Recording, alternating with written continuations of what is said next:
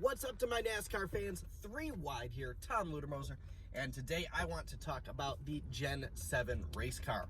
So, huge news this weekend, past weekend I should say. After the Dover Double, they are going to be testing the car again finally. This time they're going to use rookie winner Cole Custer.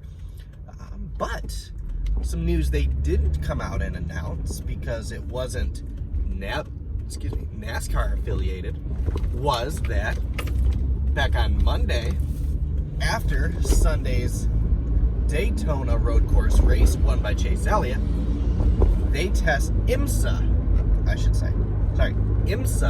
tested the Gen 7 race car on the Daytona road course.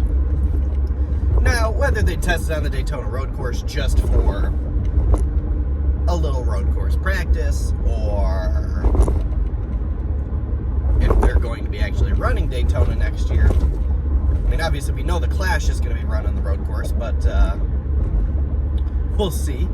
So, if they're actually going to be running a points-paying race next year, we don't know, obviously. The NASCAR 2021 schedule was supposed to come out in April, and then it was pushed back a month, and then another month, and then another month. I mean, the COVID, everything's, it's kind of understandable, but it's been pushed back so much that we still, halfway through August, don't have the schedule. So we'll see. But anyway, so personally, I'm very, very excited for the Gen 7 race car. I'm looking forward to it big time. I'm looking forward to the racing it's going to produce. If you look at the car, they got some spy shots of it running around the road course at Daytona. It's got the rear diffusers up under the bumper cover.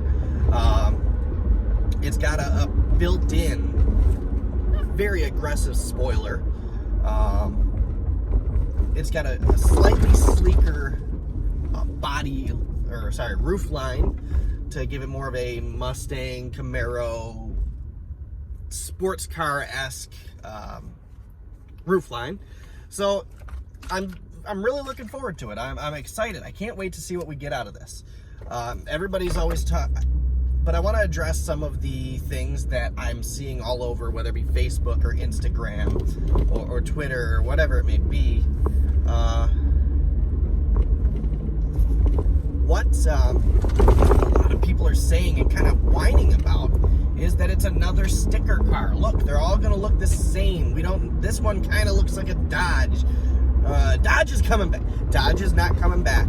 And guys, you really, really, really got to start paying attention to whether it just be the interviews with the NASCAR officials or the drivers, or read some articles, because this car is not going to be a cookie cutter car.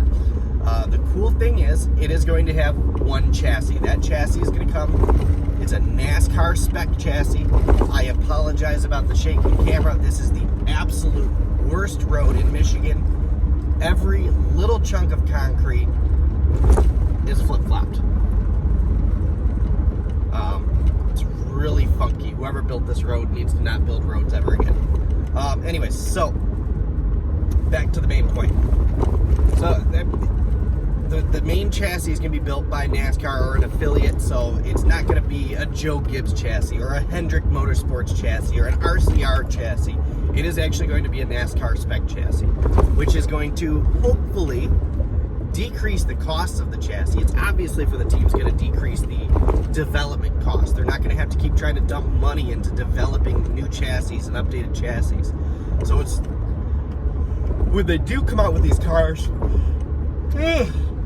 excuse me, it is going to be from the ground up. Or not the ground up, but from the chassis up. You guys will see RCR engines, Hendrick engines, Gibbs engines, suspensions, transmissions, and that is it. The rest of it is going to come from NASCAR. They're all going to be spec. And then the bodies that are hung on there are going to come from Ford. They are going to come from General Motors. They are going to come from Toyota USA. They are going to come from what we hear, Honda USA. So We don't know exactly how all that's going to work. I assume they're going to build the bodies still in-house due to stencils coming from the manufacturer instead of, tweaking the cars themselves. So everybody who says it's a cookie cutter car is wrong. What I heard, and I don't know if this is true because I've not found anything else on it. I found one article, and that was that NASCAR is going to build the chassis, the roll cage, the whole 9 yards. That's a chassis. The roof line is going to come directly from a manufacturer, Ford or whatnot, the specs for it. And then the bodies will be pieced on, composite bodies this time, or carbon fiber composite, will be bolted onto each piece of the car. So that way, if you damage it, you don't have to completely repair the entire race car. You can, say, you get in a front end collision, you take the front clip off, you put a new front clip on. Boom, done. Cheaper. But all those panels and pieces will be spec from Ford, GM, Toyota, potentially Honda, potentially Kia. There's a lot of manufacturers that have stated that they would love to get into NASCAR. So we'll see exactly how the 2021 comes in. They are not going to be cookie cutter, like I said. These will be very Mustang-esque, very Camaro-esque. The really cool thing about the Mustang is 2022 is when we're getting the new Gen 7 car. 2022 is actually when we're getting the next generation Mustang too. So will we see kind of a collaboration there when they unveil the new Mustang? Will they say, hey, here's the new Mustang Cup car and street car? We'll see. I mean, I think that would be really cool. I work for a Ford dealer. I sell Fords. So that will be a new Ford Mustang. I don't believe that the car that you see today will be turned into a Gen 7 car. I don't believe that for a second.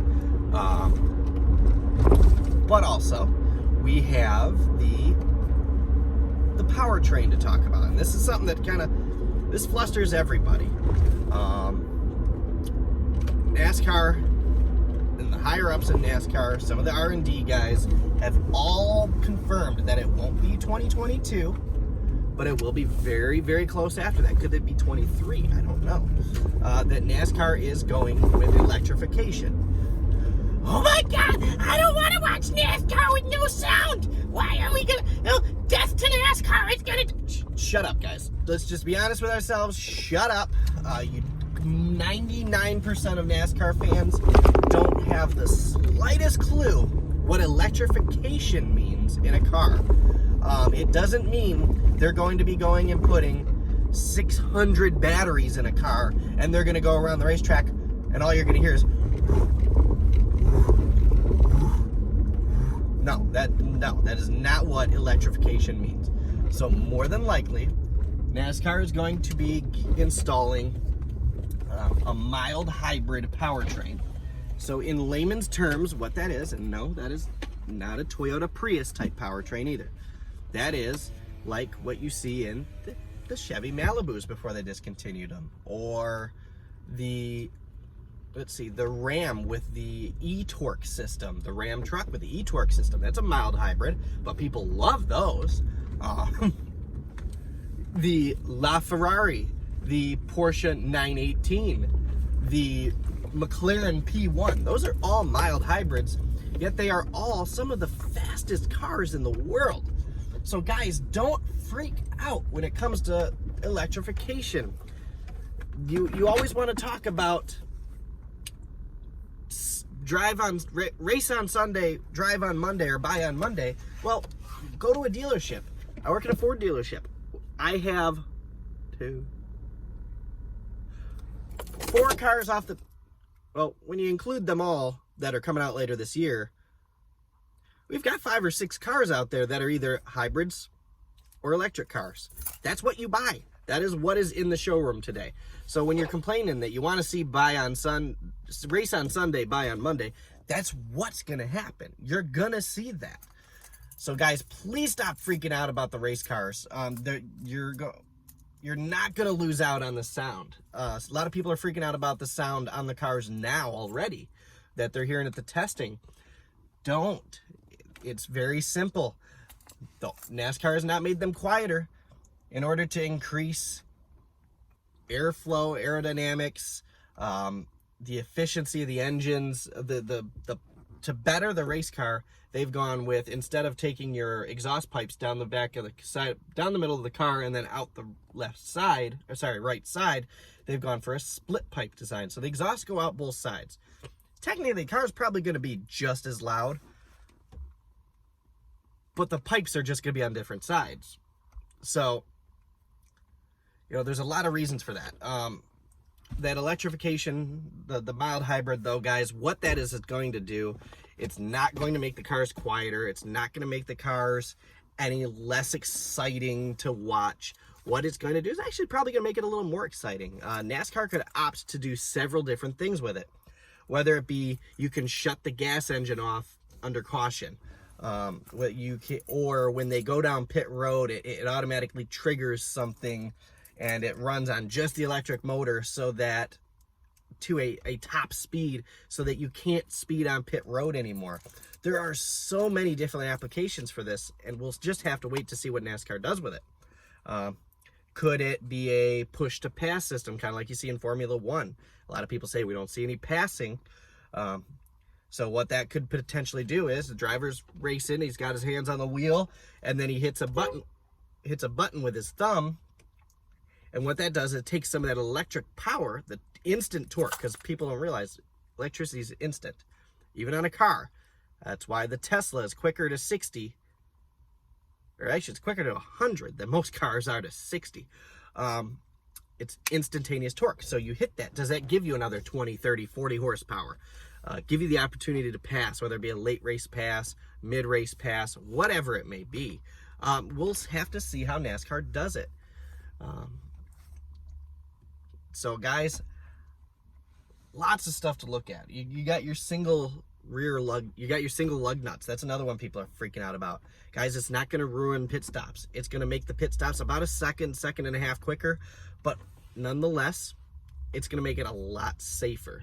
NASCAR's gone to the 18-inch wheels with the aluminum wheels, alloy wheels, and that's going to make the cars lighter, handle better, drive better.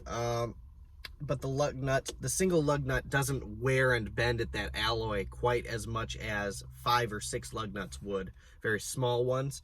So there's a lot of real reasons behind it. Guys, do your research, do your studying, look into it. Stop just freaking out. NASCAR has some of the whiniest fans in all of sports. You guys, stop freaking out. Do some studying, do some research before you freak out. If you do some studying, you do some research, you learn, and then you freak out, okay, by all means. I still think at that point you're not paying attention, but by all means, if you've done your research, it's justified complaining. But anyway, guys, let me know what you think. I'm sorry this video may have been a little boring. I might redo it a little later on, get you a little different wording, maybe some pictures, something like that. But thanks for watching the video, guys. Please subscribe. I put in new NASCAR content all the time. I'm trying to get back to the way I was at first, with a lot of content almost every other day, sometimes twice a day, depending on the storylines. But anyways, have a great rest of your day. I hope you enjoy it. I hope it's fruitful for you. And please subscribe. Please hit the like button and leave in the comments, what do you think of the Gen 7 race car? Have a good one, guys.